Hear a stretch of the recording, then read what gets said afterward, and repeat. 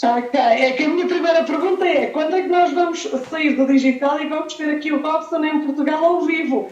Olha, esse é um objetivo nosso, é um objetivo que eu espero que a gente consiga colocar em prática o quanto antes. Eu quero agradecer a vocês, eu estou muito feliz por saber que a minha obra atravessou todo o Oceano Atlântico e foi tão bem recebida por vocês aí em Portugal. Muito obrigado por esse carinho todo que vocês têm tido com o autor e com a obra. E isso me deixou muito feliz e muito surpreso, porque quando a gente começa a escrever uma obra, a gente não tem assim muita ideia de onde ela vai chegar, né? Até onde ela vai conseguir ir. E mesmo sabendo que o livro havia sido publicado para vocês também aí em Portugal, uma coisa é a gente saber que a obra está sendo publicada aí, e outra coisa é a gente se deparar com a realidade de que pessoas como a Lili, como você, Silvia, como a Beatriz, leram a obra e parece que ficaram satisfeitas com o resultado. Então isso para mim foi extremamente gratificante, eu realmente estou muito feliz em saber que o Andar Invisível viajou quase 8.000 quilômetros, atravessou o Oceano Atlântico e foi tão bem recebido pelos nossos irmãos portugueses. Que pergunta: como é que surgiu o seu gosto pela escrita? Como é que o Robson se iniciou na escrita? Desde muito pequeno, muito pequenino mesmo. Desde de criança, lá por volta dos 10, 11 anos, a única coisa que eu fazia bem na escola nesta idade era escrever, né? As minhas redações costumavam ter algum destaque nas turmas de escola que eu frequentava. Não gostava muito das outras matérias, das outras disciplinas, mas a de redação sempre me encantou. Agora temos aqui uma pergunta sobre da Lili. Por que era importante editar este livro para o Robson? Era um sonho, né? Um sonho antigo que acabou sendo adiado por muitas vezes. E adiado até por conta dos compromissos profissionais. E como jornalista, eu tive o privilégio de estar diante de histórias muito relevantes aqui no Brasil, de casos muito relevantes aqui no Brasil. Algumas dessas histórias que eu reportei acabaram até me rendendo prêmios jornalísticos muito importantes aqui no Brasil.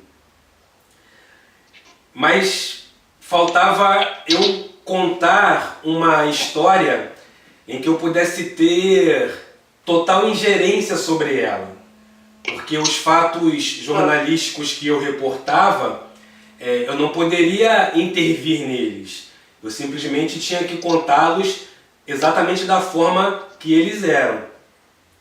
E a única possibilidade que havia para eu contar uma história onde eu pudesse ter total ingerência sobre ela era escrevendo um romance. E aí eu percebi que já estava na hora de eu colocar esse projeto em prática. Foi quando então surgiu o Andar Invisível. E antes de eu te responder qual é o meu personagem favorito, uma coisa engraçada aqui no Brasil, eu recentemente fiz uma sessão de autógrafos na Livraria da Travessa, no Barra Shopping, que é o maior shopping aqui do Rio de Janeiro. E a Livraria da Travessa é uma das maiores também do país. E muito bacana que durante a sessão de autógrafos, algumas leitoras se aproximavam e diziam para mim: olha, eu sou a Samantha. Porque elas querem ou se identificam com toda essa sensualidade, né, da personagem Samantha, que é uma garota de programa, mas que não é descrita no livro de forma pejorativa, né? Uma menina que carrega toda essa sensualidade que é muito característica da mulher brasileira. Mas, apesar de Samantha talvez ser a preferida das leitoras, a minha ou o meu personagem preferido é o Pavão. O Pavão, que é o porteiro lá do hotel onde fica o Andar Invisível, porque o Pavão, ele é uma ilustração do carioca, né? O Pavão é aquele cara malandro no bom sentido, né? Não é um malandro desonesto, né? Um malandro criminoso, é um malandro carioca, o cara que é esperto, que é atento a tudo, morador de uma comunidade do Rio de Janeiro e que não é desonesto, mas é um cara malandrão, cariocão, no bom sentido, é um malandro honesto. É a melhor ilustração do carioca. Meu personagem preferido é o Pavão. Eu acho que sim.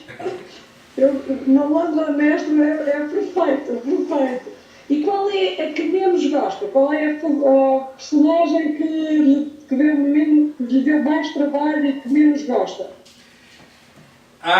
Eu sou o pai de todos, e aí não tem filho que a gente não goste, né? Mas... aqui... Mas tem filho que dá mais trabalho. Perfeito, perfeito. A que me dá mais trabalho é a jornalista, por incrível que pareça, minha colega de profissão, né? Mas que eu acabo descarregando nela muita culpa, né? Sem querer estragar a leitura dos nossos próximos companheiros nessa trama, mas ela é a personagem que menos se identifica comigo, ela é a personagem que talvez eu tenha escolhido para poder carregar essa carga negativa, esse exemplo negativo.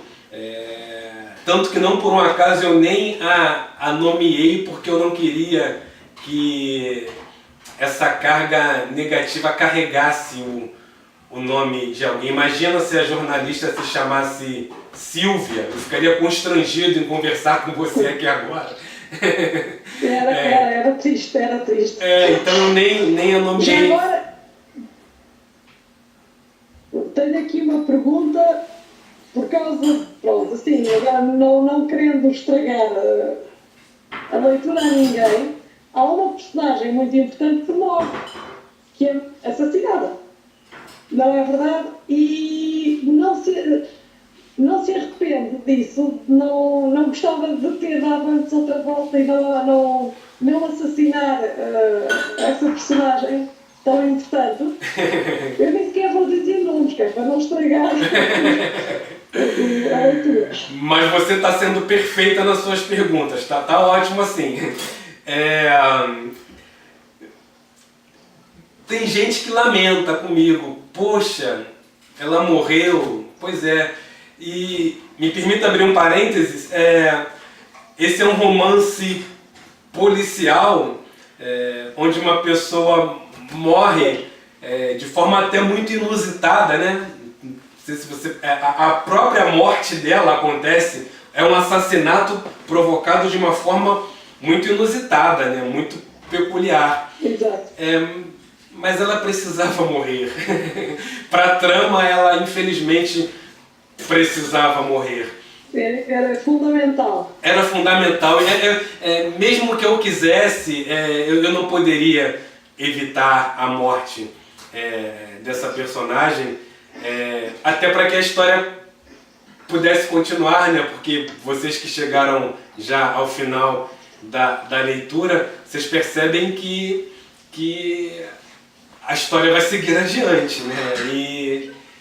E agora com um outro personagem administrando o Andar Invisível. Pois já agora, então há a possibilidade de haver continuação de livros. E E já há algum nome para o próximo livro? Bom, as ideias estão fervilhando aqui na cabeça. A gente tem contrato com a Chiado Editora por mais 2 anos e, assim, o projeto inicial é de que o Andar Invisível se torne uma trilogia. E a gente percebe que a história tem tudo para poder seguir adiante. Alguns leitores, inclusive, estão muito ansiosos porque já entenderam que o Andar Invisível continua, até porque as nossas mazelas sociais, os nossos problemas aqui no Brasil, infelizmente, ainda continuam e o que parece vão permanecer ainda por mais algum tempo. Então a ideia é dar continuidade à história, mas existem outros projetos que podem seguir paralelamente ao Andar Invisível. Ok, boa. Já agora perguntava como é que foi aceito no Brasil este livro. Já percebi que há pessoas que estão já à espera da continuação, portanto foi muito bem aceito. Foi muito bem aceito, graças a Deus por isso, até surpreendendo as minhas expectativas. E eu fico muito feliz com o retorno que eu tenho recebido dos leitores, né? Eu tenho ouvido assim histórias que têm até me comovido de certa forma. A gente sabe que a literatura no Brasil ainda é uma coisa que necessita ser muito difundida. Nós brasileiros, embora esse número tenha crescido até de forma meio que acelerada, mas ainda precisamos fomentar mais a literatura. E quando eu ouço pessoas vindo até mim dizendo: poxa, eu não tinha o hábito de ler porque eu achava chato, mas eu peguei o seu livro e li em 2 dias, 3 dias. O seu livro, além de ser uma história muito interessante, o seu livro me introduziu à leitura. Isso para mim não tem preço. Eu vi também um relato de uma leitora da cidade, uma jovem, muito jovenzinha, da cidade de Petrópolis, que fica na região serrana aqui do Rio, ela dizendo que o livro se tornou o companheiro dela nas viagens de casa até o trabalho. Olha que bonitinho, ela criou uma trilha sonora para poder ler o livro. Ela lia o livro ouvindo uma trilha sonora e depois ela mandou para mim essa trilha, dizendo: olha, essa aqui é a trilha sonora do seu livro. Outros leitores dizendo: essa história tem que ir para o cinema, isso é uma trama que tem que chegar à tela do cinema. Então esse retorno para mim tem sido muito gratificante. Sim, realmente é muito cinematográfico e se calhar fazia muito sentido, até pela própria questão brasileira, não é? Da situação brasileira, fazia muito sentido no filme. Beatriz, que pergunta o que faz quando tem um bloqueio criativo. Agora vamos para o 2 e vamos, quando não está a sair, o que é que faz? Me desespero. Sim. No bloqueio não tem jeito, a gente tem que esperar a inspiração chegar, faz uma caminhada, vai bater um papo com os amigos, vai jogar uma pelada de futebol para esperar a inspiração voltar. Que é: todo mundo esconde segredos. É uma frase célebre do seu livro. Qual foi o seu segredo para escrever esta fantástica obra? Olha,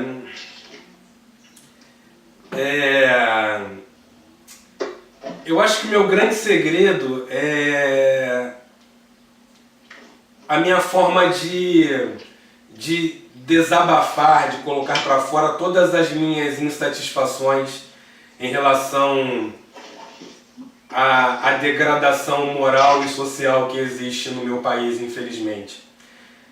Eu acho que o meu grande segredo que me impulsiona, além do amor pela literatura, além do amor pela minha profissão, que é o jornalismo, O que me impulsiona é essa insatisfação, essa raiva interior que eu tenho em relação a todas essas questões terríveis. É a minha raiva de saber que meninos negros e pobres que nasceram no mesmo lugar onde eu nasci não terem a mesma sorte que eu tive de poder trilhar um bom caminho profissional, tanto no jornalismo quanto na literatura. Então, o que me impulsionou, de certa forma, também foi essa raiva, foi essa insatisfação. Essa é a minha forma de canalizar isso e de mostrar para as pessoas que o pobre, seja ele de qualquer etnia, seja ele negro, índio, branco, amarelo, se ele tiver oportunidades, as oportunidades que eu tive que ir em busca, demandando um esforço quase que desumano, porque eu não tive portas escancaradas para mim, tanto no jornalismo quanto na literatura, mas se essas oportunidades forem oferecidas a essas pessoas, a essas crianças, a esses meninos, a esses jovens, de uma forma mais generosa, esse certamente será o caminho para que o Brasil se torne essa potência que nós sonhamos que ele se torne. Não só uma potência no futebol, no voleibol, mas uma potência propriamente dita, um país onde as coisas definitivamente possam ser mais justas. Eu acho que é realmente importante. O Brasil é um país tão grande e tem todo o potencial para ser um grande país, não é? É verdade. E é uma pena. Mas esperemos que com o tempo os brasileiros, connosco também, consigamos todos fazer com que seja um país melhor. Queria lhe agradecer a si por toda a paciência que teve connosco, que não foi fácil hoje conseguirmos esta videoconferência, e queria só perguntar-lhe a si e já agora à Chiado, quando é que nós vamos ter o prazer de termos esta conversa aqui? Olha, Silvia, esse é o meu objetivo. Eu espero que a nossa editora, a Chiado, seja nossa parceira também para que a gente possa chegar a Portugal, né? Fisicamente. O Andar Invisível já chegou até vocês e isso me enche de alegria. Eu quero mais uma vez agradecer pelo carinho que vocês estão dispensando a mim e a minha obra, vocês aí, irmãos portugueses, pelos quais nós temos um carinho imenso, e vocês sabem muito bem disso, nos textos, a Beatriz também, e todos aí em Portugal que tão carinhosamente receberam a mim e ao Andar Invisível. Chiado Editora, por favor, me leve para Portugal o quanto antes, porque eu estou ansioso para poder desfrutar desse carinho aí português, pessoalmente, mas intimamente. Querida Silvia, muito obrigado, obrigado mesmo, foi um prazerzaço falar com você. Um beijo no coração de vocês. Um beijo também para Beatriz. Um beijinho para todos. E para a Lili. Um beijo para todo mundo aí em Portugal. Muito obrigado, obrigado por tudo.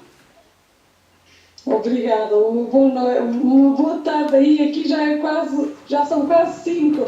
Um beijinho grande. Tchau. Tchau, tchau. Com licença, beijinho. Obrigado.